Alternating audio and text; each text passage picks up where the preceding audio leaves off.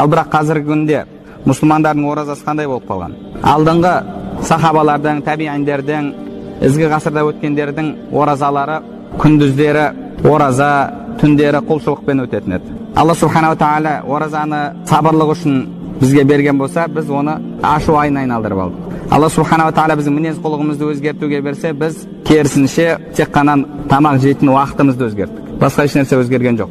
3 мезгіл тамақ жеп жүрген болсақ, соны 2 мезгілге ауыстырдық, және сол 3 мезгілде желінетін тағамды 2 мезгілге бөліп жібердік. Үстіне тағы да қостық. Қарап отыратын болсаңыз, тамақтар оразада қымбаттайды бізде. Неге оразада қымбаттайды? Оразада адамдар азырақ жеп, қайтаға спрос азаю керек емес пе? Спрос азайған кезде тамақ арзандау керек.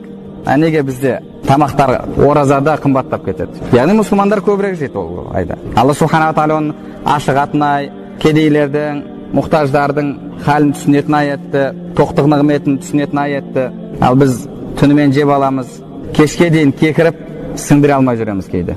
Жазда сәл қиналатын шығармыз, шөлдеуіміз мүмкін, бірақ тамақты соншалықты жейміз, кешке дейін зорға сіңдіреміз. Алла субханала тағала оны шәһр сиям қылса, ораза етсе, біз шәһр таам қылдық оны, тағам айет. Еш нәрсе өзгерген жоқ. Ондай ораза Алла субханала тағала бұйырған ораза емес. Ол лааллакум таттақун, тақуалыққа тәрбиелейтін, адамды өзгертетін ораза емес ол ораза.